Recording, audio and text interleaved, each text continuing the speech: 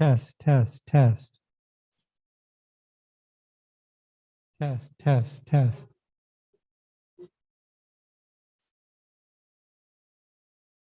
Test, test, test. Working?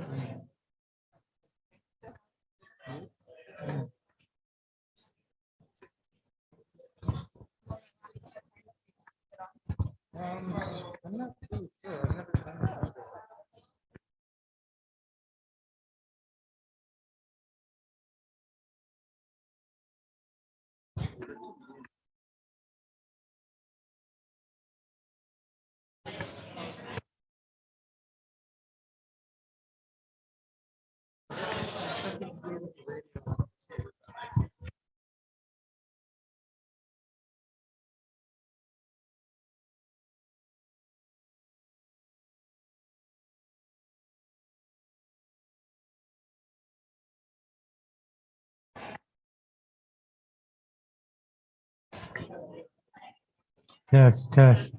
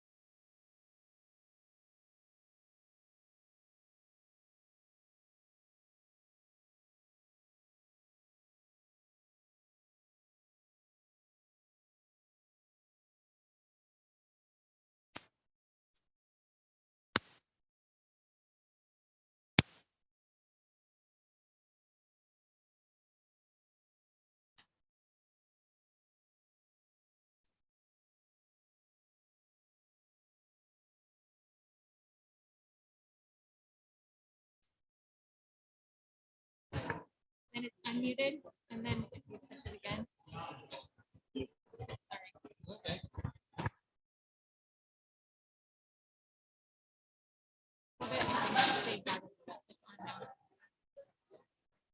All right.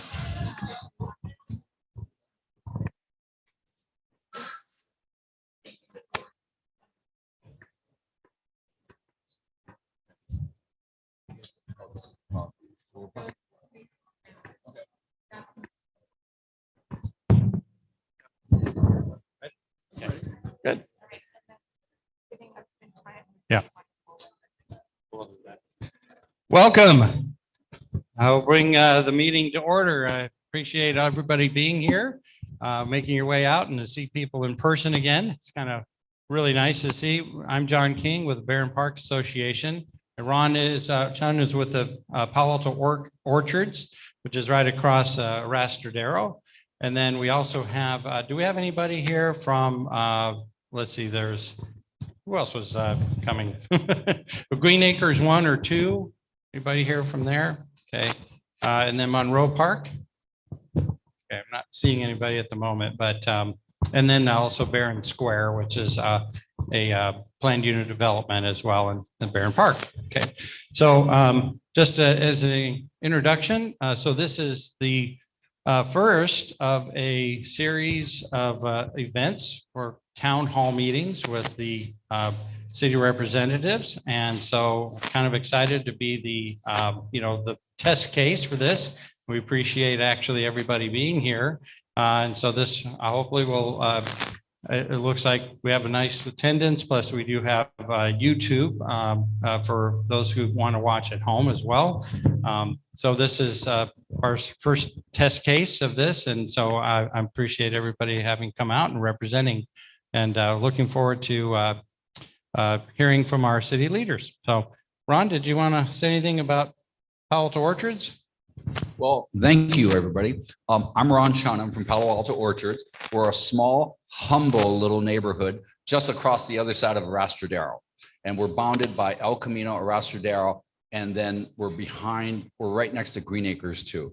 So we only have 2 points of entry and exit, McKellar Avenue, McKellar Street or Avenue, Betty? It's McKellar and Suzanne Drive. And it's just a funny little loop in there that has twists and turns. But it's a great neighborhood, and we're glad to be here tonight. And we are looking forward to hearing your comments as well as ours. Thank you. I'm sorry the donkeys couldn't be here, our famous Barron Park donkeys, but they're resting in their pen tonight. So what I would like to do at this time is we'll move into the more formal part of the program. I'd like to introduce our Mayor Pat Burt, And then also Vice Mayor Lydia Ku is here as well. So you guys are Mike. Okay. Thank you for being here. Oh, thank you. Oh, there we go. I don't normally need a mic anyway. It's a pleasure being here. It's nice to see everybody. Great air circulation indoors. I think we're all good. It's really great that we're kicking off these neighborhood town halls again. We started them a number of years ago, and then they went by the wayside, and a number of the council members and Lydia and I have really wanted to reinvigorate this as a way to hear directly from the neighborhoods and the community about both issues that are more directly affecting their neighborhoods, and also to talk about kind of the broader city issues that we're tackling. And many of you know Lydia because she was a very long time Baron Parker. I'll just say that Baron Park is really a lovely neighborhood, and the surrounding neighborhoods. But between Donkeys and Bull Park and the rural atmosphere, it's kind of unique for Palo Alto and the whole area down in the flats here. But you may have varying degrees been following all the different issues that we have going on in the community. We just a couple of weeks ago updated our climate action plan with a whole series of efforts to, over the next decade or so, really further transition ourselves away from greenhouse gas emissions. We think we're doing this in a smart way, but a strong way at the same time. It's going to be cost effective, and it's going to be iterative because we don't have all the answers at the beginning. No one does, but we've figured a lot of things out, and we're figuring more out each year and implementing them aggressively. And actually, Brad Eggleston right here is our Public Works Director, and he, like many of our staff members, and I saw Lisa Benatar, who heads our utilities programs. These are people who are just extremely committed to our climate plan. And leading the charge here, Brad has his main job of heading the entire Public Works Department, which is everything from maintaining streets and roads and sidewalks and the park maintenance and on. Everything that we build and have to maintain physically, our buildings. And he took on this entire climate action plan leadership on top of his regular job. And so I think that kind of exhibits the commitment that members of our staff have to this initiative that's so critical. We're also working on a whole bunch of housing initiatives and funding for affordable housing. You may have seen that we have two measures on the ballot. Measure K, which is a business tax, which is divided between uses for affordable housing, transportation, principally our local share of grade separation dollars, so that we can leverage and get the massive regional, state, and federal dollars that are available if we have our local share. And then being able to retain the restoration of our public safety staffing that was cut as a result of the severe economic impact at the beginning of the pandemic. We've been able to use federal funds and other temporary funds that rehiring all those people. But our budget projections show that unless we have this additional revenue, we are in jeopardy of not being able to keep that restaffing in fire and police and emergency services. So those are big, important things that are on the horizon for us. We have a second measure on the ballot that is Measure L, which is a voter approval that's necessary to continue a practice that has the voters approved 70 years ago as part of our city charter, but the state law changed under Prop 26, which necessitated that it come back to the voters for an explicit approval to be able to take a portion of our revenue from our utilities, in this case, our gas utility, to transfer to the general fund.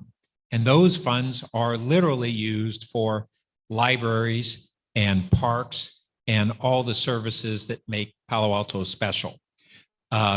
We continue, even with these transfers of our electricity and utilities, this has been a lot of how we have been able to afford 5+ libraries and the park system we have, and the best paved roads in the entire Bay Area. And we need to have that voter support if we're going to continue to be able to restore the services once again that were cut with the pandemic. So those are on the ballot for you all to decide. We as a city council will have decided to put things on the ballot, but their voters' approval. So it's a direct democracy approval of those. We hope you will, but it's your call. And on that note, I want to turn this over to Vice Mayor Lydia Koo, who knows this neighborhood like the back of her hand. It's so exciting to see all of you and so many familiar faces. Pat has already said a lot of what I wanted to say. It's been very exciting to be able to come to the neighborhoods, to meet all of you, to hear from you. And this is the main thing, is to hear from you. But I also wanted to take the opportunity to introduce some of our members from the city. Council member Tom Du Bois is here. He's right over there. And then we have our city manager, Ed Chicada, here.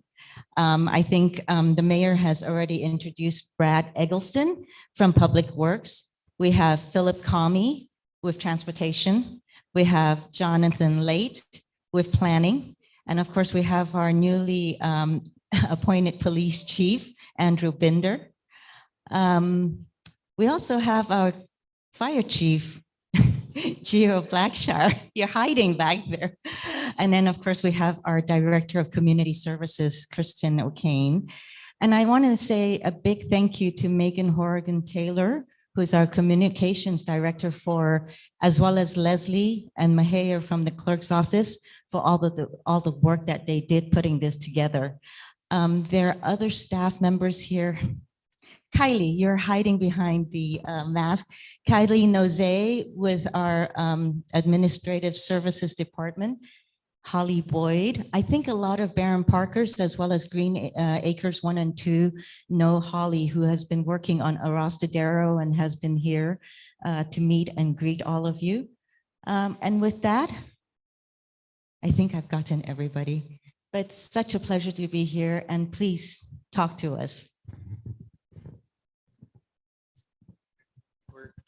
We've next on our agenda is neighborhood topics, but we in the planning for the town hall this evening had some pre-meetings with John and Ron, and they had identified as traffic as one of the topics that folks wanted to talk about. So with that, our Chief Transportation Official, Philip Cami, is here and perhaps can give a quick overview of things that are going on and then lead into some Q&A.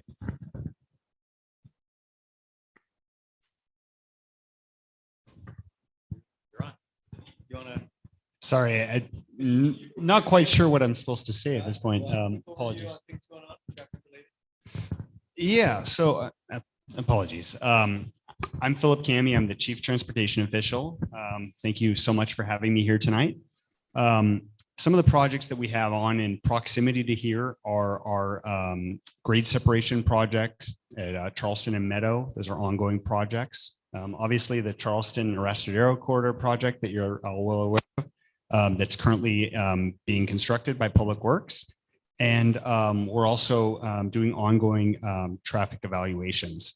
The Charleston and Meadow crossings are also being evaluated for safety projects. And yeah, yes. So citywide, we're doing the bicycle and pedestrian transportation plan update, which is a citywide look at how our bicycle and pedestrian transportation network connects and making plans for how we can connect it more in the future. And also we're we currently have an RFP, which is a request for proposals that we're evaluating for an on-demand transit service that will serve Palo Alto residents and people in Palo Alto.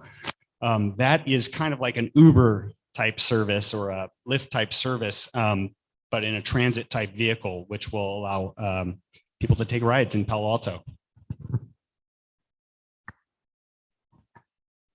So one part of this part of it is open it up for a Q&A of those who want to talk a little bit about and have questions or would like some answers about transportation. So I'm going to walk around with a mic if you need it, and introduce yourself, maybe what street you live on or what neighborhood.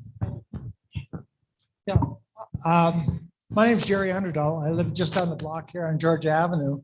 And I want to do a call out on Arastadero and Charleston to thank the city for working through section by section, and we can see the end, almost. You know, when the piece down, getting done towards where it hits San Antonio was done, I could see how it was possible. That was always a mystery. I bike a lot, and I bike across El Camino. And so my question is, when can I bike comfortably across El Camino to match the wonder of going from Foothill down to San Antonio?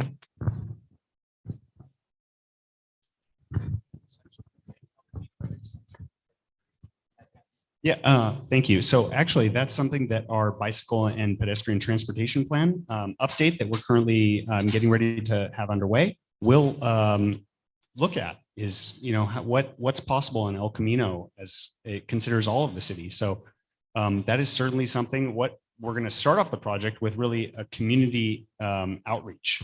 So it's going to be community driven. Community is going to be providing us areas that they want us to look at, areas that are possible gaps in the network that can be improved.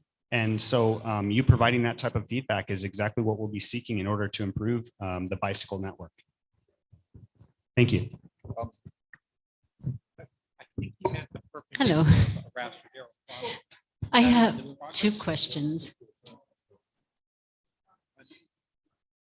I think, Jerry, were you talking about?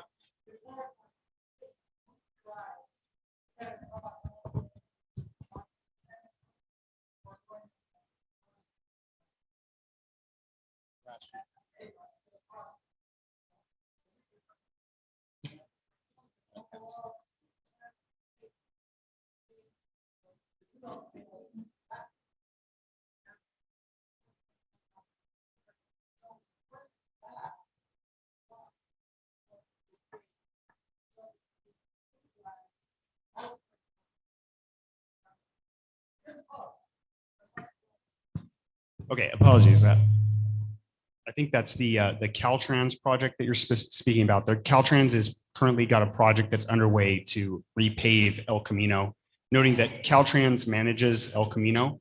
And I'm not sure that they're doing all of El Camino, but they will be doing some repaving along El Camino. That was one of my questions. I was curious as who was in charge of that section from Page Mill to San Antonio, of that section of the highway. Is it the state, the city, the county, government? Yes. No idea. So That El is Camino, brutal. Whether El you're in a Camino bike or a Real. car, it is nasty.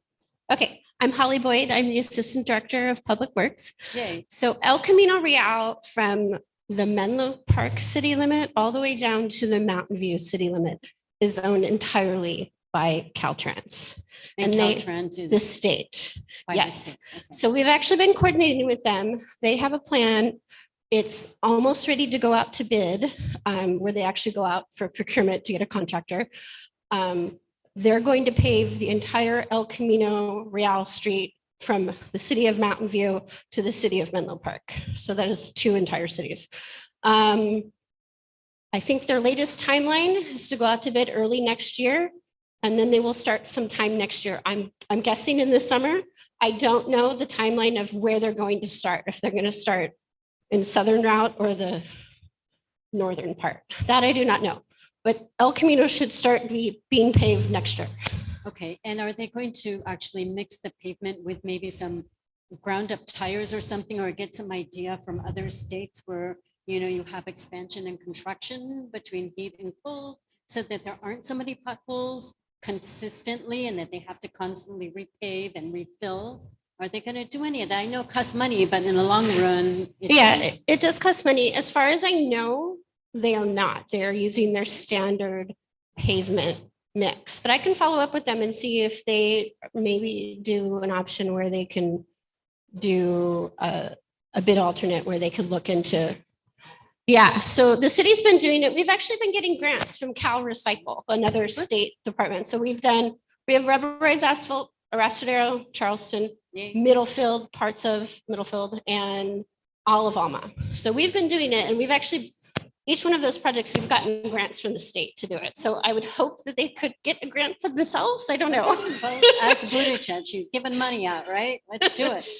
So My other question also, I live on Cereza off of Amaranta, and there are no walking paths there. And when my kids were, I'm sorry. So I live off of Amaranta, and there are no walking paths there. So I have had a school bus overtake another car walking down that street. It's not okay. They need to put some kind of walking path because a lot of people are coming off of Charleston and that area to cut over to El Camino to avoid some lights. And there's quite a bit of traffic coming down Amaranta. Just saying. Is there any work or any way to put walking path there so pedestrians can walk freely, children in particular, and adults? Those are my only two questions. Thank you. So what we're talking about is Amaranta, which is this street that's right, kind of right over here, that is basically well, maybe 2 blocks long or whatever you want to call it. And it's a very nice, lovely treed street. And it goes from Los Robles to Maybell. And, you know, it's a thoroughfare.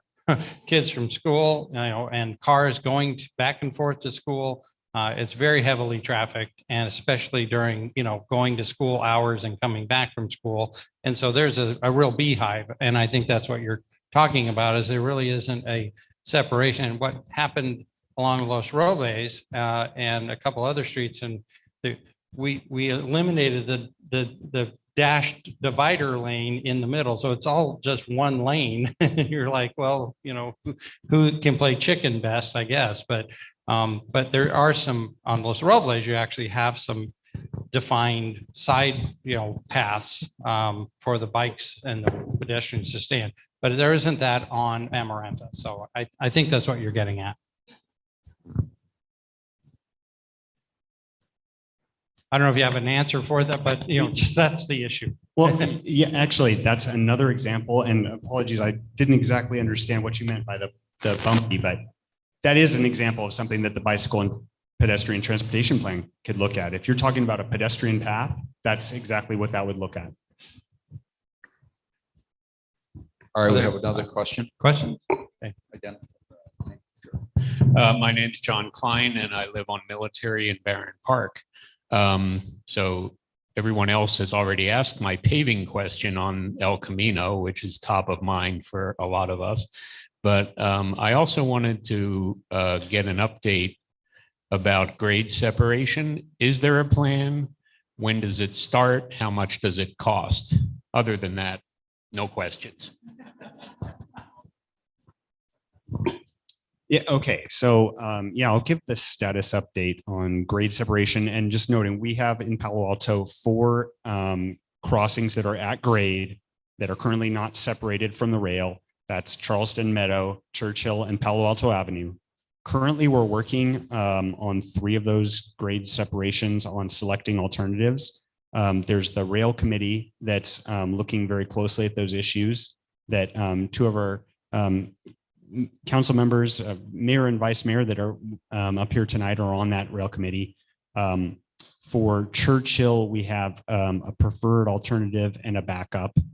And for Charleston Meadow, we're still considering alternatives. So to answer your question about the cost, that's a I guess I want to say $1 million question, but it's many $1 million question because we're still trying to determine what the alternative would be selected. Well, we're hoping to get to a decision as soon as possible. But I'll add where we are right now on the decision. One of the things that I think isn't broadly understood is that Caltrain has said that they need to have passing tracks somewhere between the north edge of Palo Alto and the south of Mountain View that is about 4 miles long, I think, of passing tracks. And in that section, it goes to 4-track system. What we have designed as among our narrowed 2 alternatives on, I presume it's really the Meadow Charleston that you're most interested in, is a 2-track system. And that's what we've gotten preliminary costs on. We're making the argument to Caltrain that first, Palo Alto from Charleston north is not the best location for the passing tracks, in part because our right-of-way is more narrow than it is in most of the rest of the corridor, including Mountain View. So we're constrained, built closer to it. All the way up at Churchill, it's only 65 feet or so. It's really narrow. And we have not yet been able to get Caltrain for the last 2 years. We've been pushing them to narrow the location that would be for this 4-mile section of passing tracks. On top of that, we're trying to get them to upgrade what are some of their technical standards on how rapidly you go up or down, which reduces the amount of space if we have what's called the hybrid system, where you go mostly up and down a little bit to go under. If it's a 2% grade, it shortens that a lot versus what they have now, a 1% grade. How thick the bridges need to be, literally, that matters because it means if you're going under, how far back do you need to start down and affect those neighbors who are on those perpendicular roadways. And so we are really trying to put the pressure on them to do something they've promised for over 2 years, which is to address these issues. They affect the cost of those systems and the impacts of those systems on the community tremendously. On that Charleston Rastradero area, well, on several of these, this would be like there's maybe $100 million impact from some of these different things.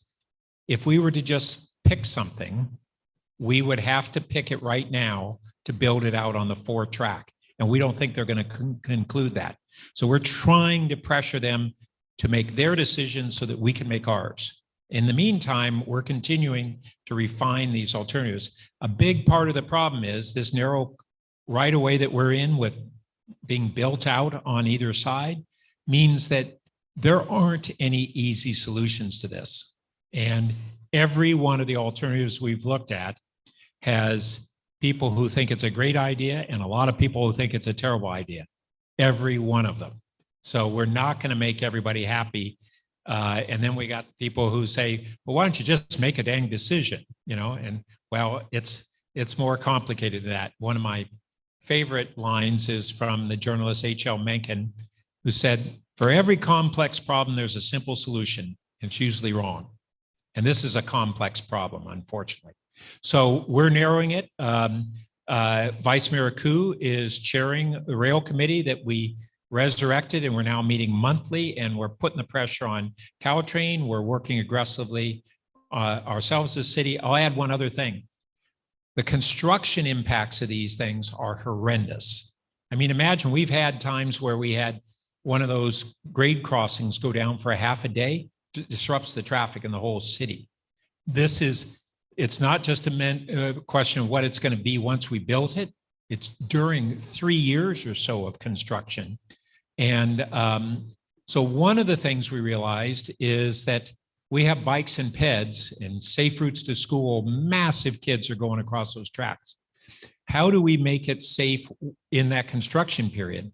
And we've identified several locations where we think a dedicated bicycle and pedestrian crossing separate from the cars is the right thing to do. And we're now looking at accelerating those and build them first so that we've got a better bike and ped system and it's there in place when we go to construct the other thing. And there are right now first record state and federal dollars for that kind of program. So we're looking at whether we peel that off from this other bike and ped master plan and try to rush forward decisions on those dedicated crossings. One that would affect you guys moderately is in the vicinity of Loma Verde. And then come through the new development in the Fries area, and then hook up near Matadero and eventually out to the ballpark path. Vice Mayor Koo and I have been very interested in utilizing a right-of-way that runs behind CPI there. That's 40 feet wide, that is owned by the water district. You look at it and you go, I never knew this was sitting here, as an off-road bike path to hook up to the ballpark path. Make it a really safe bike route all the way into Midtown. So that's a long answer, but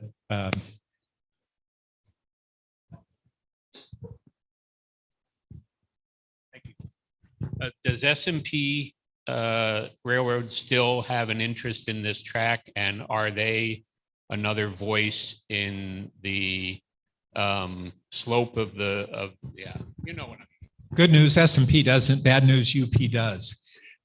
So at Union Pacific. Yeah, it's all right. Yeah, so they do. And it's part of what Caltrain has to negotiate with. The freight companies, by federal law, going back 150 years, have rights that you can't just take away from them. And so like that grade, that I was talking about, the slope, they have a big say-so in being able to liberalize that, several of the other things. So yeah, it's not just us negotiating with Caltrain, they have to negotiate with UP. It's complicated. I mean, it's literally a federal case.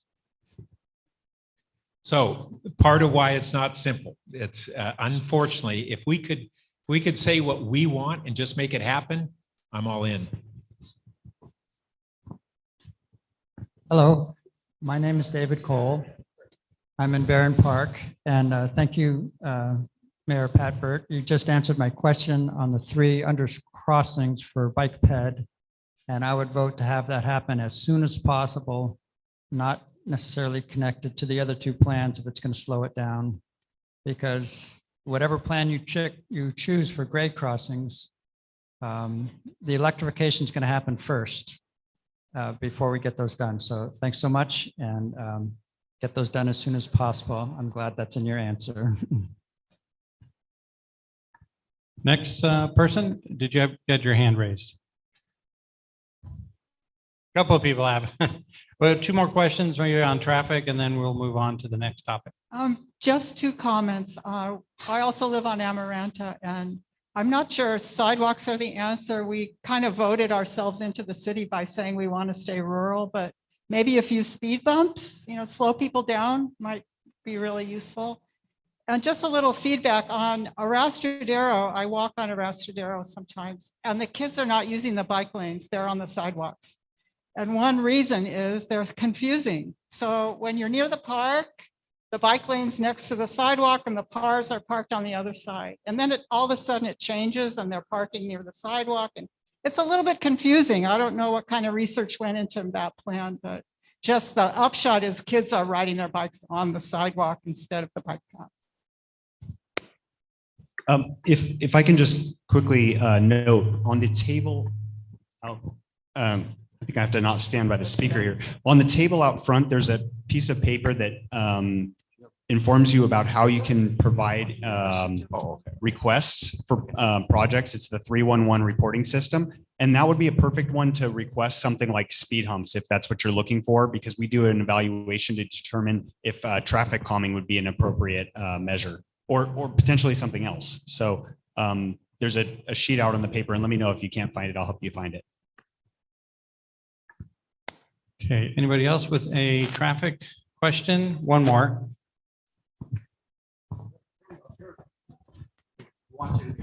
Okay, I'm Stephanie Enos, and I live on Lacaille Court, just off Barron Avenue. Occasionally I bike down Charleston, and then I turn left on Fabian Way. And that's all been reconfigured now, so that if you're turning left onto Fabian Way, you've got 2 lots of traffic coming at you one's coming straight along Charleston, the other one's turning right onto Fabian Way.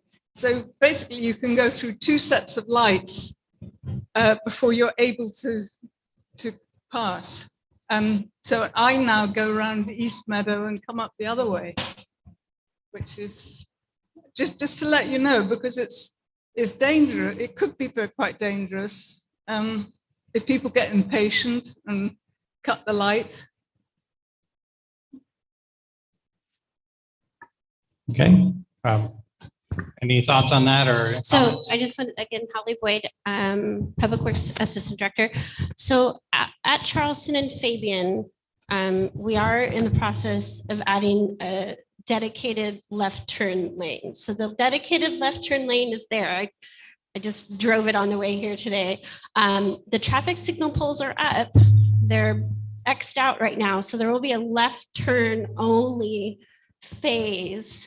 However, we are waiting, part of the delay on the Charleston Rostero Phase 3 is the delay of our controller cabinets for the new traffic signals.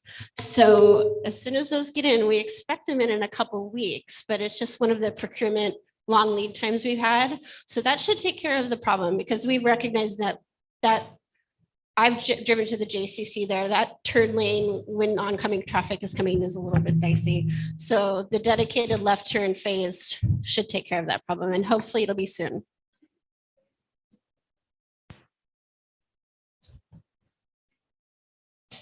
Yeah. Okay, thank you, Stephanie. I am just really quickly, thank you for those comments and updates. I'm glad Mayor brought up the bike path that are potential behind Shamalis, and I would be remiss if I didn't mention our Shamalis residents are very concerned about how that's going to be implemented and want to be involved in whatever happens in that regard. So I know you've got the message before, but while we're here, I'll say that up front. Okay, the next item we have on the agenda is crime update. And so I will go ahead and just introduce our new chief, Andrew Binder. Welcome, and we'll look forward to hearing from you. Hey, good evening, everyone. Can you hear me okay there in the back? Awesome. Like the thumbs up. It's really great to be here tonight for a couple of reasons. One of which has been mentioned. These stars are just out of the box from the uniform shop. And the council confirmed me on in August of this year. And it's a real privilege to be the chief. And I want you to know, since I got the mic, that I take my responsibility as police chief and public safety for the Palo Alto community very seriously. And I deeply care about the people that live, work, and come to this community, and the women and men who work for me and with me in the police department. And I just want to make sure you guys know that from me. You know, as being a new chief, we set operational objectives, and tonight I get to check two of those off, and that is enhance community safety and make community connections. That's really important to us. And for tonight, I'm gonna do some talking at you. I know there's gonna be an opportunity for you guys to ask questions. I really want this to be an opportunity for you guys to engage about questions you may have that the police department can answer for you. You know, one of the things that I've talked about in the past is when the pandemic hit in March of 2020, public safety, that's Chief Blackshire's team, Ken Duker's team from OES and the police department, you know, the world kind of got turned upside down. But 24/7, 365, your public safety servants were still here. But from the police perspective, one of the things that I think we really suffered from was our ability to connect with our community. And when I think about pandemic, when I think about budget cuts within the police department and city services, when I think about national and local conversations on police reform, if there was ever a time when we needed to connect with our community, it was over the last 2.5 years. So I'm excited to be here today. And if you don't get your question asked, or you wanna get me afterwards, I'll be hanging around. So please come find me. I do want to cover a couple areas that I was asked to speak to. One is crime safety tips. Huge shout out to Megan Horrigan Taylor and Amanda for putting this flyer. If you didn't grab one of these flyers, I would really encourage you. I'm going to give you a lot of information tonight. Everything can be found on the website on this flyer. And we have a ton of information, even more than what I'm going to talk about. But I can tell you that Palo Alto is a very, very safe community. If you've lived here for any amount of time, you know that our violent crime rate is very low, even considering our neighboring cities, very low, and that our most common crime here is property crimes. And with that said, we do on our website have a number of safety tips that I would love for each and every one of you, and encourage your neighbors to go take a look. But with that property crime, comes some advice that we'd like to share to you. And, as a police chief, I really see everybody in this room as partners in public safety and policing. And by that, I mean, does anybody want to take a guess how many officers we may have out on the street at any given time? Ma'am? 10. Anybody think higher than that? 25? Okay, I like it. I wish. Mayor, are you listening? No pressure. Generally 6 to 8 for the entire city of Palo Alto. Now, it's enough I can assure you that it is enough to police the city, so I don't want to put anybody in a panic. We have very qualified officers out there, but generally it's 6. That's our minimum staffing. Sometimes it's a little more. The reason I bring that up is because you guys really are our eyes and ears out there. And so, one of the things that, we like to partner with you guys and be in our eyes and ears is that report to the police department, whether it be 911 or a non-emergency line, when you see some type of suspicious activity or behavior. Now, notice I use the terms activity or behavior, not person. So for the police department, we're interested in activity and behavior, not the person. And we want that activity or behavior to be related to crime. And so what might something like that look like? Maybe someone that you don't recognize your neighborhood that's trying all the car doors. Maybe someone that goes to your neighbor's house that you don't recognize and is trying to open up their window or is peeking over their gate. That kind of behavior or activity is when we want you guys to be our eyes and ears and to give us that call to 911 so we can send an officer out. We want you guys to be alert. We all have my 2 cell phones are over there at my chair. We can get engrossed in those. You're going to hear a reoccurring theme from me, and that is our criminals are opportunists, and they really look for people that they feel like they could take advantage of or get over on. And so I really want to encourage you all to be alert and aware of your surroundings. The email can wait, the text can wait. If you're out and about, I want you to be safe and aware. You want to talk about things like residential burglaries. I would encourage you to lock your doors, close your garage door, lock your side gates, lock your windows, lock your sliders. Those are all very common methods for which our burglars will enter into your house. And so while Palo Alto is a safe community, we do see those type of crimes. Remember, property crime is our most common crime. For vehicles, auto break-ins, those can be very, very frustrating. One thing, my rule at home, if you're in my family, never leave a bag in the car that's visible. Don't give an opportunist, that criminal, that opportunity to see what's in that bag in your car. Lock your doors. Don't leave an extra set of keys in your car. Have those all accounted for. Some really simple things, but very proactive steps that I'd really encourage everyone in this room to consider. And again, I want you to go onto that website if you can and take a look. And the other thing that I'm really proud of in this community is there's 2 ways for you all to stay connected. One is we have an interactive calls for service map. So if you don't have to be internet savvy, you just have to have a computer and internet service. You can go on there and all of our calls for service that have been closed the last 24 hours, you can go take a look at. So if something happened in your neighborhood, your neighbors said, hey, this and that, wonder what happened there, you can go on there. The other thing that I'm really proud of that the police department did in September, beginning of September, is we unencrypted our radio. And now everyone in this room has the opportunity to find out what the police are doing in real time. And that's really important to me because I really, like I said, see you all as our public safety partners. If you don't have a scanner, that's okay. Technology today, you could have it on your phone. There's an app for that. So I would encourage you, if you're interested in what's going on in your neighborhood, go turn on, listen to what we're doing. I do want to speak about crime just a little bit. I've looked at the stats. If you're interested in the stats, we have stats on the PD website that go back to 2012. If you're really, really into stats, the FBI has a site that goes back to 1985. It's crazy. You can spend all night. I will tell you, crime is cyclical. There are a lot of factors that go into crime, and criminologists cannot nail it down just to one. And even with the pandemic and coming out of that, we're seeing some different trends in our calls for service and that kind of stuff.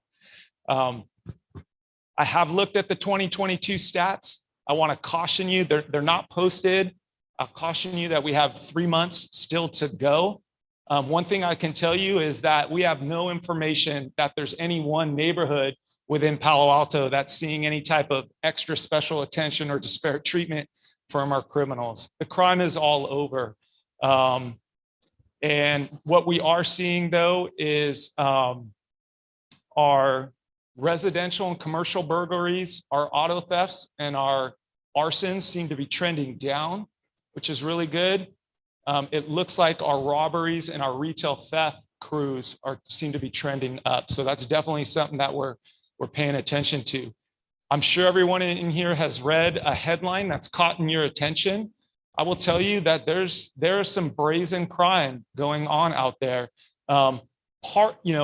Part of the reason that you may have that headline shock is that because Palo Alto is such a safe neighborhood, when there is a crime involving, a robbery with a weapon or something to that effect, it does leave it does impact the community and it does impact the police department. We take that very seriously. And so where we're addressing our personnel, residential burglaries, catalytic converter thefts, auto burglaries, and our retail theft. And I want to give a shout out to the mayor and the vice mayor for their support over last year in recognizing some of our staffing limitations and providing extra funds for the police department to staff what we call a special problems detail. That's a 2-officer detail that goes out every day on certain hours and hits the crime trends that we're working about. So it may be the shopping center one day, it may be downtown businesses one day, it may be Cal Ave, it may be down here in the Barron Park dealing with some leads on catalytic converter theft or something to that effect. A lot of the crime that we're seeing here is regional. I will tell you, it's not unheard of to have a crew work up in San Francisco, make their way to Walnut Creek, maybe San Ramon, and then find themselves in Palo Alto. And I'm really proud of the relationship and the networking that my patrol officers and our detectives have with our regional partners. It really has become, the Bay Area is a small place, so to speak, with these crews that we're seeing. And while we don't catch everyone, I can tell you that our department does a really good job, both on the patrol level and in follow-up investigations with our detectives to bring cases against a lot of these crews. There's a number of ways in which they do that, but they're tenacious. They care about these crimes. They take pride in representing Palo Alto as a public safety steward. And I'm really proud of the job that we do. I just want to close because the mayor brought it up, and also thank the mayor and the vice mayor. Last fall, we did, the council did and has been restoring bodies in the police department, both sworn, which are the ones that wear the badge, and our non-sworn. And the police department, the officers that wear the badge get a lot of attention, but I will tell you, I'm responsible for 134 employees within the police department. 84 of them are police officers. The rest are support, but the machine doesn't go unless all the parts are working. And I have a great crew, both sworn and non-sworn. Yesterday, if you may have seen it on Twitter, and if you didn't, please join my Twitter, but I swore in 3 new officers. And so I'm proud to say we have 8 officers in our field training program. and I have 8 officers in the police academy. And so we are trending in the right direction. It's a lot of reason to be encouraged with the direction that we're going within the police department and our ability to serve this community. Thank you. I'll open it up to questions. Thank you, Chief. Yeah, questions, Kelly? Why don't I start with Kelly over here and then Bob. Hi, I'm Kelly Stafford. I live in Barron Park, Matadero, and El Camino. I have 2 questions. You know me. I have 2 questions for you. One is growing up on that street, the Matadero Hill has changed tenfold. It used to be all fruit orchards when I was living here. Now it's these huge, beautiful homes, but we see Palo Alto PD drive up the street. Essentially what we can gather, check on the homes and turn around and drive back down the street. I'm a huge advocate of community policing. So every now and then, long ago, somebody that drove back down the street would stop and buy lemonade from the kids next door or something like that. But that came to a halt, and it didn't just come to a halt with COVID. It just came to a halt. And I worked with law enforcement for a while in past careers, and I know that an officer getting off his bike, getting out of the car, getting off a horse makes a huge difference in the community. And is that something that you're planning on bringing back, just so my parents who live next door to me know that somebody's there that's got their back if something ever happens? And my other question, which has nothing to do with that, is growing up here, I've seen things change along El Camino. And do the non-sworn officers, because I wouldn't think this should be their job, but who polices those people in the RVs on El Camino and all the trash that comes out of the RVs? And they're not going to move. So, but just because you live in an RV doesn't mean you have to be messy. So who takes care of that? So. Yeah, great questions. So let me answer the first one. And I agree with you, Kelly, 100%. And I think that COVID was disruptive in the way that we engage with our community. And so when I talk about the opportunity to re-engage, that's exactly what I'm talking about. And when I set my expectations for the department and our officers who are out on the streets, I want them making that connection. When I first came here in 2015, the lemonade stands were huge. And I will tell you, across the globe, literally, it caught on. Cops love lemonade stands. That was started here in Palo Alto. And so I want to get back to that too. I think that an approachable officer is a couple things. We've done a police citizens academy. We're actually going to be restarting that up. If you ever get the opportunity, I'd really encourage you to do that. I used to share, to know us isn't, you may not love us, but you're going to like us probably, and you're going to understand us. And I think just having that approach is really critical. The other component of that is not only am I responsible for public safety, but I want people to feel safe in their neighborhoods. And that's where that interaction, that driving around, that getting out is really important to me. I actually see those as two separate things. And so we're working on getting there. Regards to the RV, that's a complicated issue. I will say a couple things. If you're on the internet in 2021 of March, we put out a blog. It's very well done. It has a ton of information. I will tell you, the police department works in conjunction with Public Works and others. We had to take some drastic action in towing some RVs last year and years previous because of some of the issues that you raised. And I will tell you, people were afraid to walk down the streets. There was biohazards, there was oil, there was the sideways were blocked. And so those are all things that we're concerned about, we're a parent of. And so for us, we're using our community service officers. I think they're doing a really good job. There is we have a line that you can call. The number's on the website. We also have a form you can submit. And if you see an issue, I'd encourage you to get that to us and we'll go check it out. But we don't, from the police perspective, we don't want the We don't want the hazard on the street and we don't want the sidewalks blocked. That's important to us.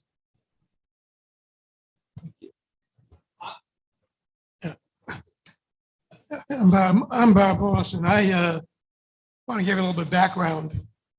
Years ago, the police department used to meet monthly with the Barron Park Association. We'd get together and usually it was a police lieutenant and would give us a breakdown of crime in the area and problems the cops were having, let's say issues that they were aware of, and would identify where, for example, there was a break-in, where there was a burglary.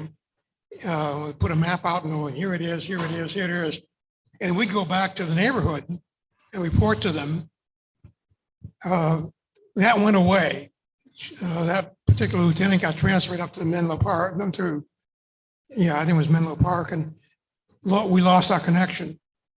So one of the things that I believe would be helpful would to have regular reports to the various neighborhoods about crimes, and especially if there's we've had a series of cases where there's a group of people from out of town are coming in and breaking into cars, like all along El Camino and Los Robles.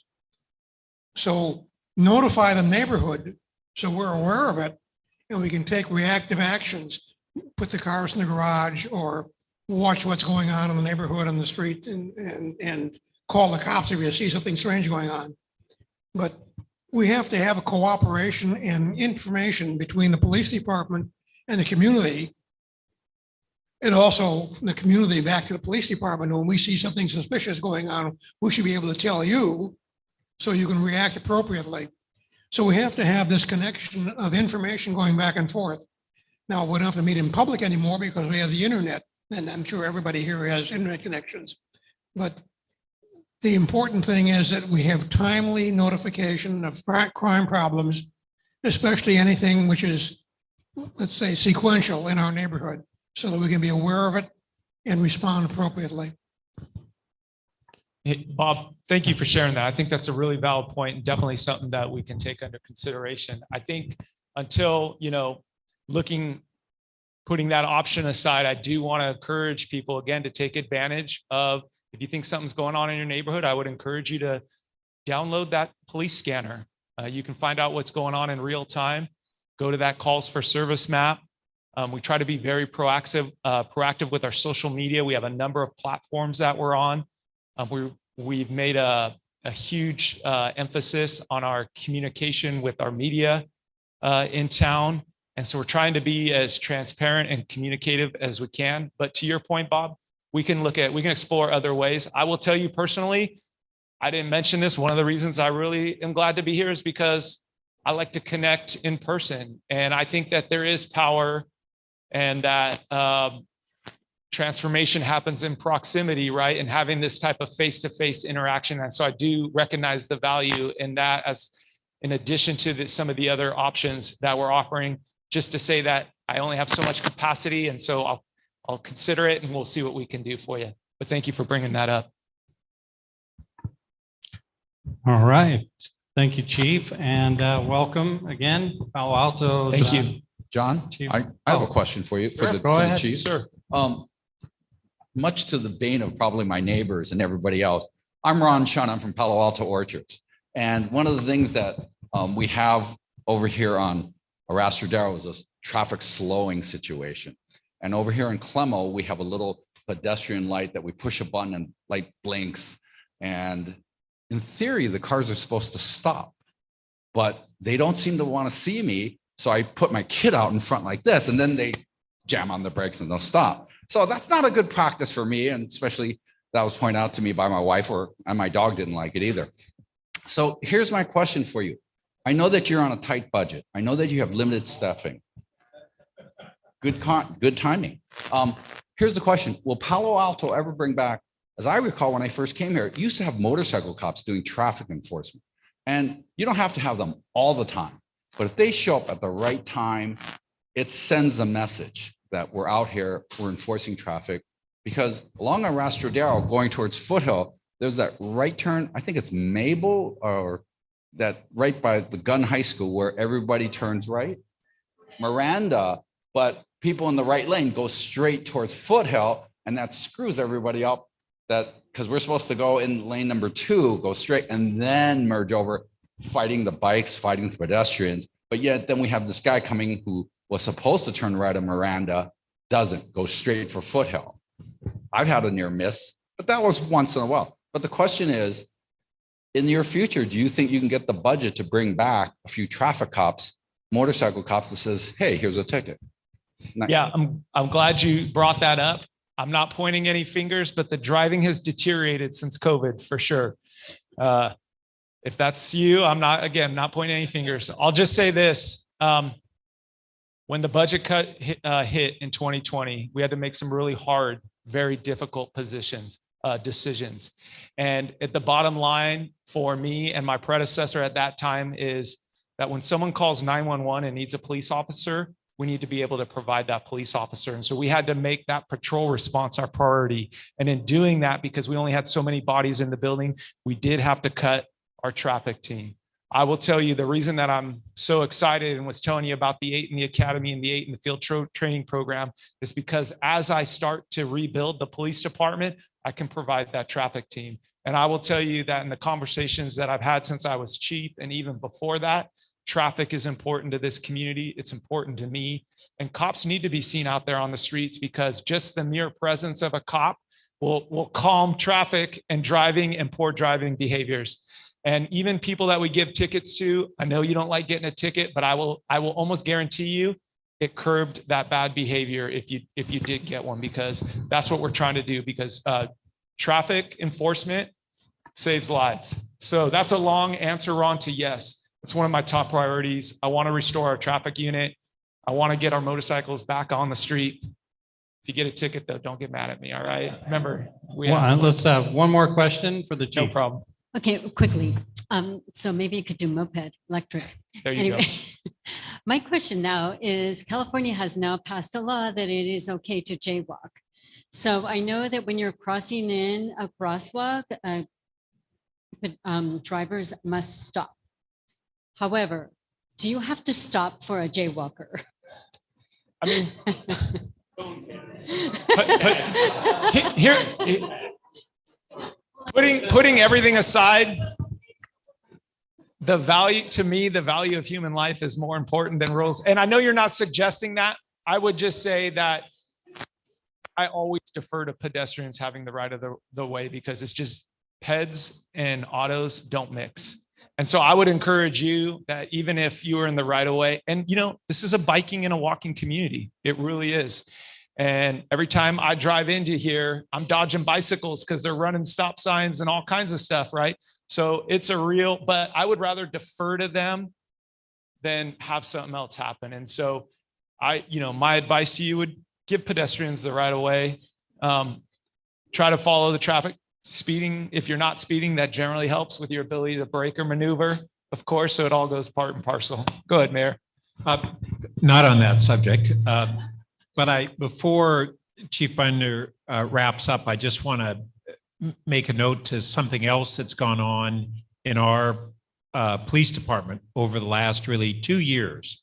So in addition to building back the staffing and continuing the really strong commitment to public safety that our officers and our department have, we have adopted, and Chief Binder, when he was deputy chief, led the way on this, a whole set of improvements and reforms in our police practices for greater accountability and greater transparency. And you may be familiar, but getting police unions to agree to greater accountability and greater transparency in those efforts is not an easy task, and that was done successfully. So we've adopted a whole series of what was under former President Obama, the 8 can't wait set of principles for policing, and we've done it. And it wasn't a trade-off between adopting that and having really outstanding policing. On top of that, we have pursued and been very fortunate to receive actually 3 different grants, but the primary 2 are for a PERT team that enables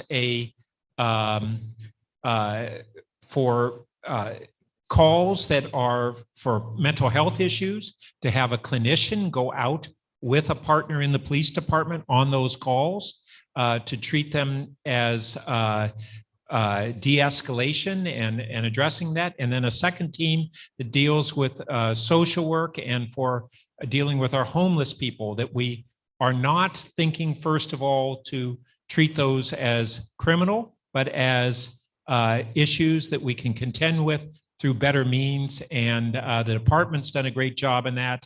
And Chief Bender's been at the forefront of that. And let me just say one more thing at the risk of prolonging my time up here. I want to assure you that safety and your safety is our #1 priority. And to the mayor, we didn't have to sacrifice those core values in how we provide public safety service to also let you know and the community know what we do and our transparency and that kind of thing. So I'm really proud of that. And honestly, the credit goes to the women and men in the police department, not me, who are willing to say, we want this and we want to serve our community in this way. Thank you. All right. Thank you, Chief Bender. Appreciate the time and all the comments. One other thing I know that we appreciate in Barron Park is along El Camino, having the pedestrian lights that stop traffic. I mean, we've had a lot of scary things potentially happen, and maybe there have been a few that were more than just scary. So, but I think people don't understand how these lights work sometimes too. So I think it may be getting a little used to it and like, oh, wait, can I go when it's flashing red or not? I'm not sure, but anyway, well, maybe a few instructional videos out there. Next on the agenda is the update on housing element, local elections, measure K and L. Who's going to be doing, who will be doing that section? I kind of already hit K and L. Would be glad to answer questions later, but yeah. So housing element, and then we can hit K and L after that, and sustainability priorities. I think we were thinking we were just going to provide a quick update. Sure. Yeah, go ahead. Okay. Thank you, John. Yeah, no, thank you. So good evening, everyone. Jonathan Late, the Director for Planning and Development Services. Thank you to the mayor and vice mayor and to your neighborhood leaders for hosting us. It's always great to get out in the community and hear from you and what's on your mind and what's important. So thank you for being here and sharing that. With respect to housing, I don't know if you know this, but we have a little bit of a housing shortage. We need, at least according to the state, we have a need for to plan for about 6,600 housing units over the next 8 years. That's a little more than we've been producing over the last couple decades. So we've got our work cut out for us. But the way that we're going to achieve this is through an updated housing element. And this is one of, I guess now 8 elements of the city's comprehensive plan that sets forth the way that we're going to plan for more housing at all income levels in the city. And about 40% of those units that I noted are dedicated toward lower income affordable housing. And so the 60% would be market rate based. So the council has already weighed in on some programs and some implementing objectives, and we're working on a housing element. We hope to release that draft document in next month in November. Tomorrow night, there is a meeting where, as part of this effort, we have to prepare an environmental analysis, an environmental impact report. And if you have some interest in weighing in on that process, you can join us at our community meeting tomorrow night, and I believe there is a flyer outside for that. And there's also some other opportunities in mid-November where you can weigh in on a draft housing element that we hope to release, as I said, early in November. We hope to join the City Council and the Planning and Transportation Commission, possibly at a joint meeting at the end of November, where we'll get some additional feedback, and then we'll send it to the state for their review, where I suspect they're going to give us some comments. So we'll be prepared for that, and we'll go forward. Mayor? I'd just like to add that I don't want to sugarcoat this. Over 6,000 housing units in the next 8 years, which is what the state has mandated for our city, is nearly a 25% increase in housing units in our city in just 8 years. And 40% of those are low and very low income. Another 20% almost, 15%, 20% are moderate income, which in Palo Alto needs some form of subsidy. And the dollars needed to subsidize those low and very low income units looks like it would be over $2 billion. The city doesn't pay for all of that, but cities have to generally have a local share, and then they work with nonprofits and philanthropies. We try to come up with land that we can contribute, but there is a massive disconnect between the funding available and the mandate from the state. I mean, a massive one. If we pass Measure K, we will double our local funding per year for affordable housing. And with Measure K, we would still come far short of the funds needed to achieve it. That doesn't count that our comprehensive plan looks at about 4 acres of parkland for each 1,000 people. If we achieve that, which is somewhat aspirational, that would be about 50 acres of parkland, which would be over $500 million. These are numbers that the city doesn't even come close to having the funding for. These aren't problems we have solutions to. These are state mandates. We are working diligently to fulfill those requirements, but the community needs to know there's this kind of challenge ahead, and there's no easy solutions. And if I could just piggyback on that, part of us figuring out the challenge will be us critically looking at our zoning regulations. The state is going to require that we make changes to our local zoning in order to produce the housing that we are planning for. So you can expect to see, we'll have public hearings where we'll be talking about possible increases to height or floor area in order to accommodate more housing units. But more to come on that.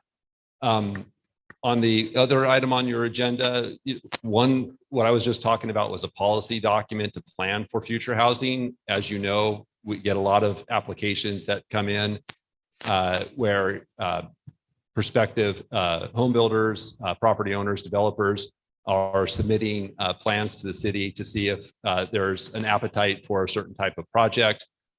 We are using a process called planned community zoning, which is an existing set of regulations in the city's municipal code. We've rebranded that to some degree to call it planned home zoning, to focus in on housing projects as opposed to commercial projects, which are what we started seeing a lot more of toward the later part of those PC applications, those planned community applications. So the council's seen about a dozen of these PHZ applications, planned home zoning applications, and I think there's one in your neighborhood that is of particular interest at 3400 El Camino. We're not prepared to talk about it here tonight, but there will be a public meeting, a study session before the city council on Monday. And so we would encourage you and your neighbors to come either virtually online or join us at the city council chambers to share your perspective on that. There's no formal action being taken by the city council. This is a prerequisite, a necessary step that an applicant has to go before the city council to say, hey, we're interested in this project. we'd be interested in your feedback. It's written into the code that this is the process. And we'll see. We'll see what the property owner decides to do after having that pre-screening application, which again is Monday at about 5 o'clock. We'll have that discussion. So I'm happy to answer any housing questions there may be, but I think you've got some other items also on your agenda. Yeah, questions?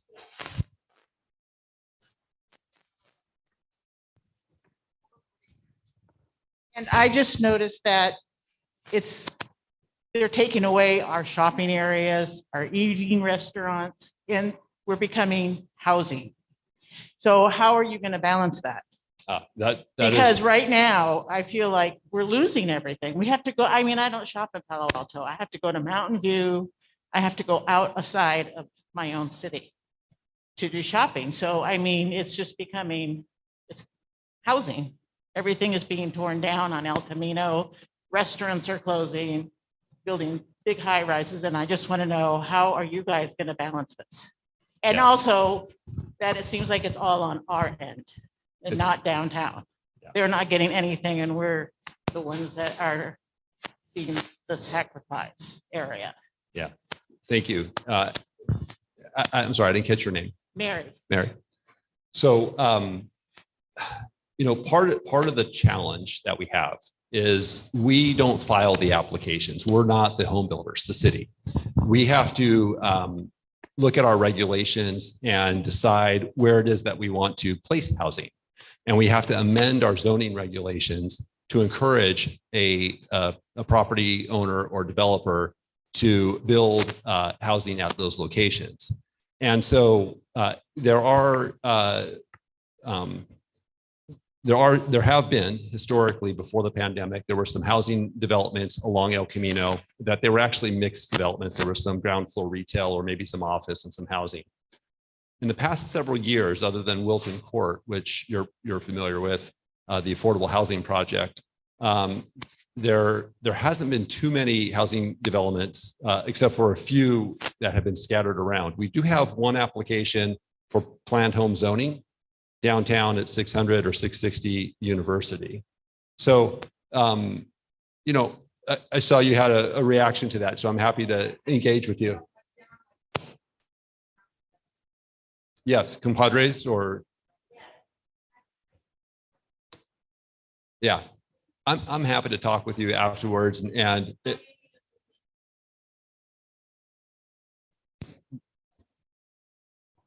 yeah. Yeah, understood. There is a lot of change going on, and retail is really hard right now too. And so understanding that. All right. Oh, you have one more question, and then we'll move to the next thing. My name is Dan Adams. I live over on Witzel in Barron Park. So it seems like climate, transportation, and housing all, of course, go together. And if the community has to change, we should change in a direction where people can walk to restaurants and to retail. And they don't have to, drive to get to the few places. So I don't know what's in the comprehensive plan right now, but is that all part of the equation right now, thinking about how to get people out of their cars and make a local communities? Because Barron Park, there still are a few great little restaurants and some little strip malls, on El Camino. They don't look that great, but they're great places. And it seems like they're just destined to be, gone pretty soon unless somehow there's a way to support very local resources so that, we can have sort of smaller little sub-downtowns and local walking and biking communities. Thank you. Thank you for that question. And yes, is the short answer. Our comprehensive plan, the bike plan that Philip was talking about earlier, the sustainability work that Brad's working on, and I think we'll spend a moment talking about as well. All of these things are intertwined and do come together, and they are embedded in our policy documents. The challenge that we are facing is that even though we have these policy initiatives and interests, We're still not seeing some, there's a couple of things that we're seeing. One, we still see the pressure on the small retailers and the shops that you have, because those lands are more easily acquired by developers to redevelop. The burden to overcoming the costs of that development and building something that would yield a profit to the developers lower than a site that has a larger development or an office development in particular. So, so that's one challenge. And the other challenge is, are our standards sufficient enough to encourage somebody to want to build? And this is where we're having a lot of conversations now about height and density. And as we have those conversations, thinking about the location of where we might want to allow greater height so that we can get a denser population near Caltrain stations or appropriate areas where people do not have to get in their car each time they want to get, go to the restaurant or go to a retailer. So we're thinking about that. And the challenge that we all have is coming up with those policies and implementing those policies. Mayor? I'd just like to add to that, what you've been talking about on the need to do planning that is for an area rather than for a building, that creates walkable communities and communities with services, ideally with transit and bikeability. We have a process that's called a coordinated area plan. Other cities will call it specific plans, where you look at that sort of area and say, okay, here are the outcomes that we really want to try to achieve. We did it long ago in the SOFA area when Palo Alto Medical Foundation left. More recently, we've had this in the greater Fries area. In this housing element, we've had to identify sites for a massive amount of new housing. You may have read that a good portion of that was in places like along San Antonio and areas. And we have a real dilemma of whether we focus on just meeting the state requirement on the housing, or we do that and do this area planning. And the area planning is not only complicated, and takes some time, but it takes a lot of staffing resources and funding to actually do that. And this is literally a struggle that we've had, and you may have seen, the whole workforce issue. I should add that something you may or not have been following, but over the last 2 years, local government has had an increasing struggle being able to hire and retain employees. And our city very much has been impacted that way. And having the financial resources to be able to do things like that, I've been really committed. I got first involved in local government here through that SOFA coordinated area plan process. And I'm a big believer in it, but it does take a lot of commitment, and it takes some money that we don't have on the table right now. And we have to figure out how to do it, because otherwise we're going to build a lot of housing and not build community or even retain community. I just also want to add that on the coordinated plans, a lot of times the parcels actually belong to private parties. So there's also a difficulty there in getting the private parties to cooperate. And oftentimes they come back with plans that are really grandiose and a little bit overboard. So we have to kind of watch out for that as well. Can I? So my name is Nicola. I live in the neighborhood here. And I want to pile up on this whole discussion around this community, because I think we have a very vibrant community in Barn Park. But one thing that I think is very hard for this community, we have a great high school around here, and my 3 kids graduated from the high school, and very proud of it. But there's literally no place for kids to hang out. I see them hang out at Wool Green or in Barn Park, in the park itself. There's no place for them to go. And I think if we want to build a city for the future, for the next generation, we need to engage them in the community. I don't see a whole lot of young people here. So I think it's important to think of them as we build communities so that they can go locally, they can have places literally 3 minutes from the school where they can hang out. Thank you. We have one more question quickly on the housing, and then we'll move on to the next thing. Just very quickly, I hear that. I think that throughout the time I've been on council, I've been encouraging for more things for the youth. I mean, we used to have a bowling alley here in town. It's gone to housing. And we also had other, diddums and so forth. They've all moved away because of higher costs for rents. But what's encouraging is that the city manager's office, the council has approved for a economic development coordinator. Is it manager or coordinator? Coordinator. So, and he's right back there, Steve.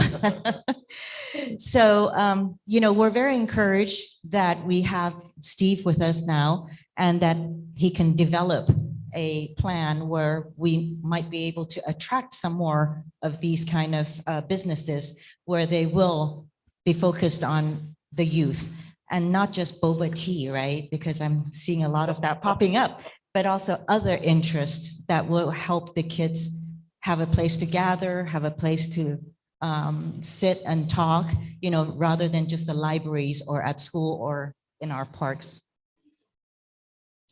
One more question on the housing. Hi, I just have two comments. I used to live in College Terrace on a street where Stanford purchased and rebuilt 3 homes in a row at the same time as completely redoing and adding condos and single family homes all in one area.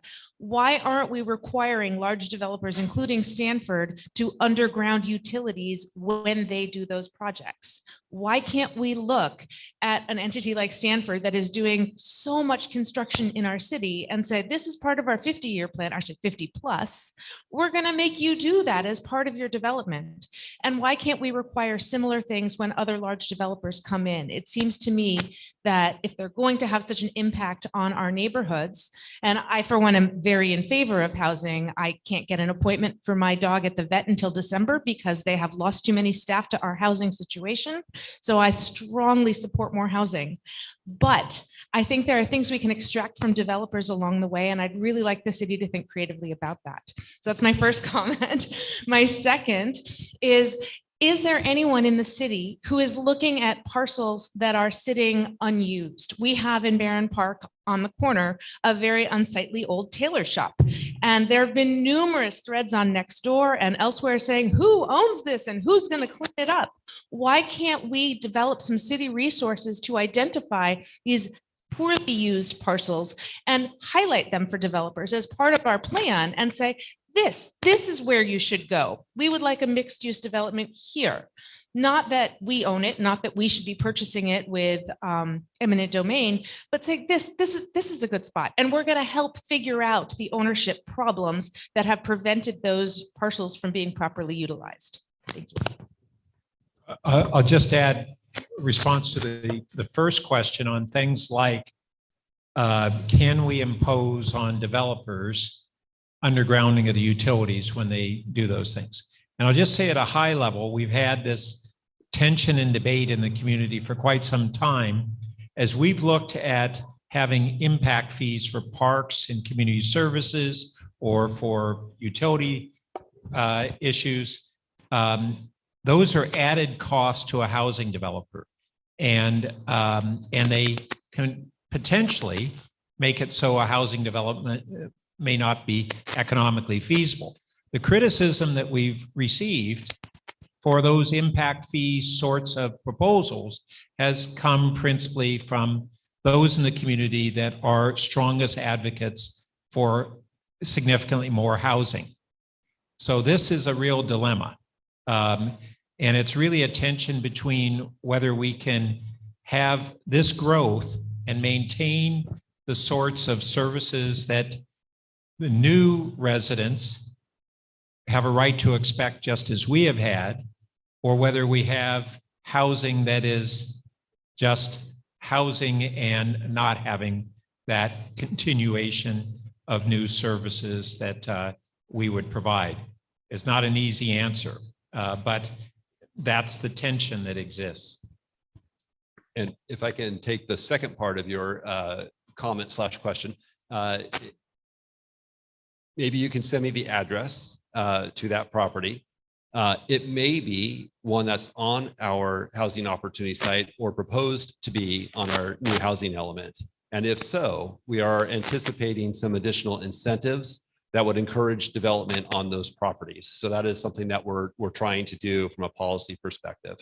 I'll also note that there's a lot of properties that are owned in Palo Alto by folks who do not live in Palo Alto, and communicating or connecting with them is very difficult, and it might be part of a trust fund and they're just letting it ride.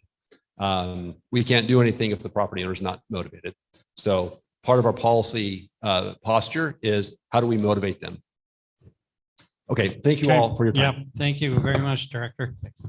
All right, next we'll bring up actually Brad Eggleston, who's going to talk about the sustainability project in Palo Alto. Thanks, Brad. Am I on now? Yes, okay. Well, Brad Eggleston, Public Works Director. It's very good to be here with all of you. I think this is my first in-person community meeting since 2019. So really good. Mayor Burt already gave some introduction to the Sustainability and Climate Action Plan issues, what we call SCAP.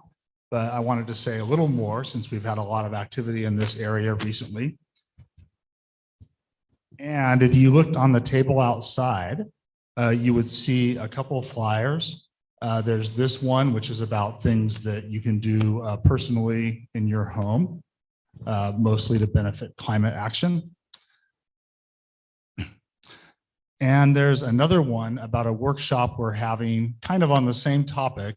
It's really around home and vehicle electrification.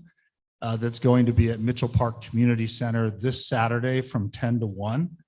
We've been planning this for a while. It should be a really good event with a lot of information and also opportunities to see some of the different technologies and ideas we're talking about.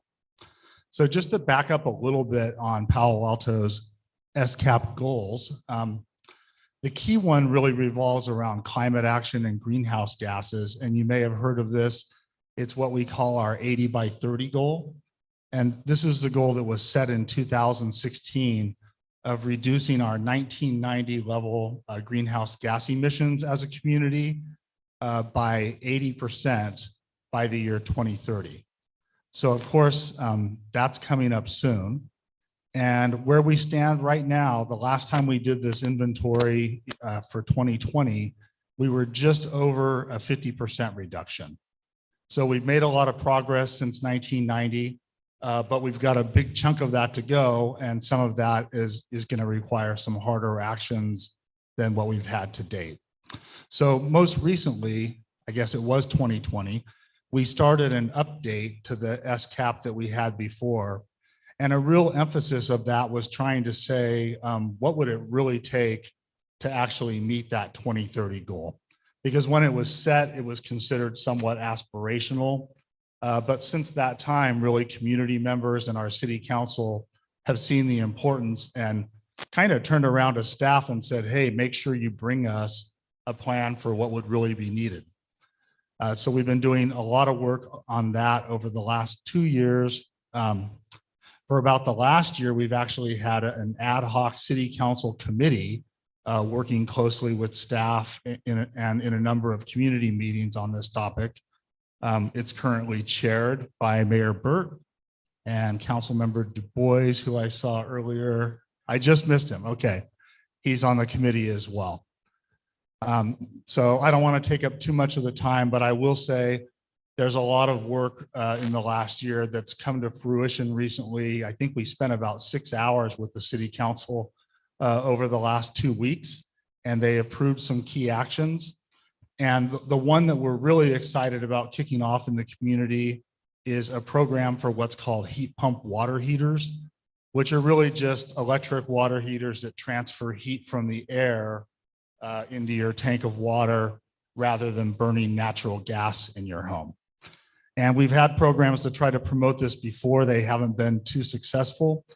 We're launching very soon what we think is a highly innovative and maybe kind of first of its kind program where as a resident, you can call the city.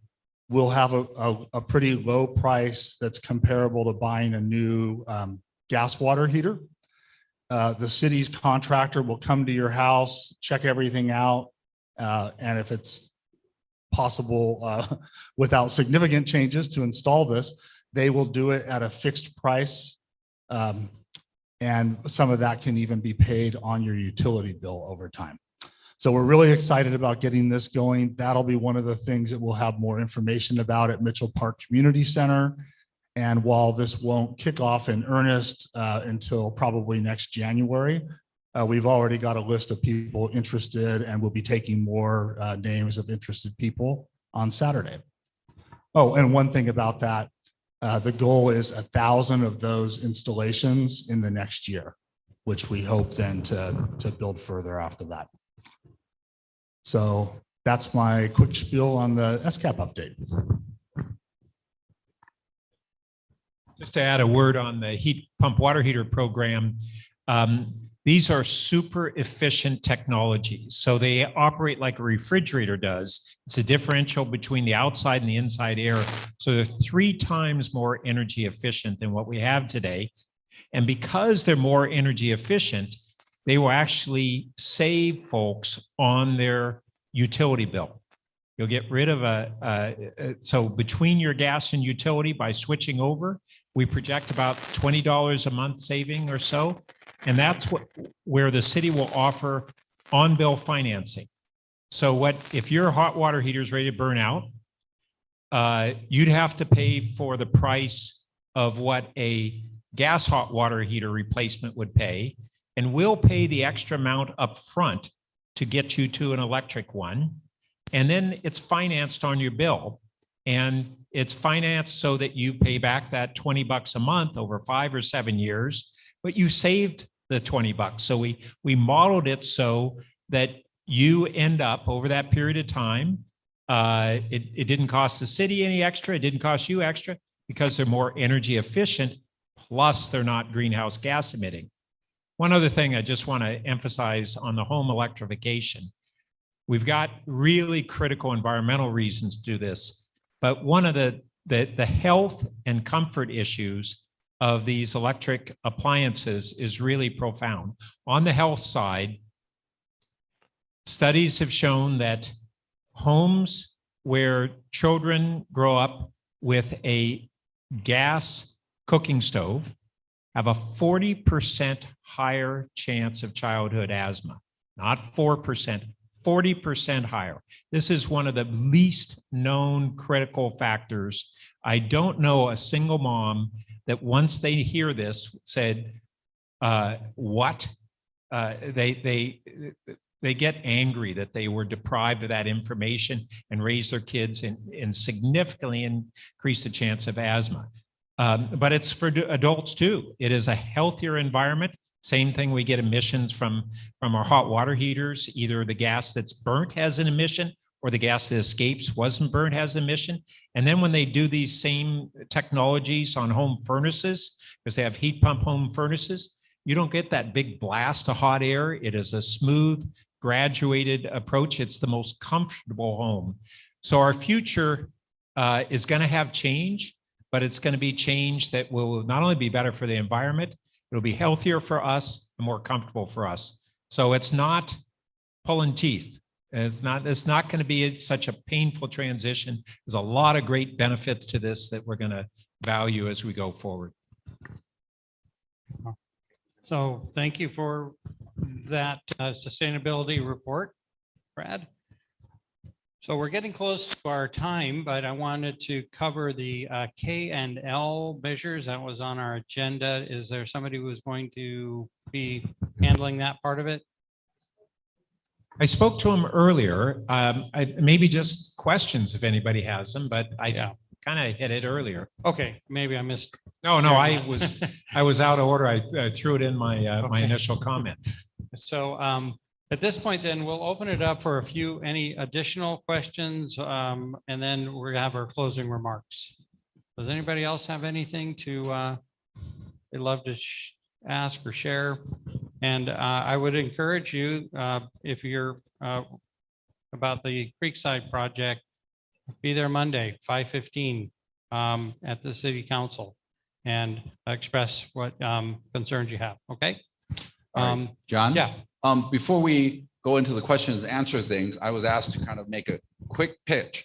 How many of you guys here have ever been told that they're someone's hero? Anybody? Come on, guys. I mean, how else did you win someone's heart when they said, "Oh, you're my hero"? Anybody? God, you guys are shy. I know the fire chief, he gets a badge that says he's a hero. The reason I'm saying this to you is this. Lydia Cool, many, many years ago, befriended me because I joined the Palo Alto Panda program, but that's now evolved to the Palo Alto Emergency Services Volunteers Group. And they're always on the lookout for trained people who can help others in our mate. When the big one comes, we're going to need people to be part of the Palo Alto CERT team and the emergency volunteers. This means helping coordinate, looking at your neighbors, checking in on each other's with block coordinators. We have neighborhood block preparedness coordinators. We have CERTs who are trained how to search smoke-filled rooms and find the crying baby, how to put out fires, how to lift off huge objects, crushing people and pull them out safely, how to do first aid. So as a public service announcement, we'd like you to know that Palo Alto Fire Department, and the chief will attest to this, that they provide this free training. You get free gear, backpacks, hats, gas shutoff tools and things like that, and flashlights and emergency first aid kits. And so if you are interested, or if you know somebody or new neighbors in your down the block, encourage them to join this, because the theory is the more they train, the more numbers that we have. Not everyone will be available at that emergency, at that disaster, but the more that we have ready to go, the greater the numbers will be that can come out and help each other and help each and every one of us. So we encourage you to consider looking at this. It's on the Palo Alto Fire Department web under Emergency Service Volunteers, and we encourage you to join that. And how many guys are engineers in here? Who have engineering background? There we go. And I bet you one of the foundations of engineering goes back to the basics of a ham radio. How to take a signal to amplify, right? And when I teach classes, I teach my students, this is the heart of everything. That's signal. And it all began with a ham radio. Computers today are just fancier ham radios. They do different things with their logic, but they're there. And I encourage you guys, and so the point is, they also need ham radio operators, because when disaster hits, cell phones, because everybody's going to be doing selfies and little Twitters, it's going to jam. Ham radios are going to rule the day. Okay, thank you. And at the table. Thank you, Ron, for that. So I guess to wrap it up at this point is just to thank our panelists, our mayor, vice mayor, city manager, all the staff people who are here, chiefs as well. So I think we totally benefit as a community to hear directly from these folks. And I think this was a very successful launch of the town meeting format, and look forward to other ones that'll happen. And so I think it went so smoothly, and thank you to the staff as well for coordinating it. Yeah, so thank you for spending your evening here with us on a Wednesday night, and go out and enjoy the rest of your evening.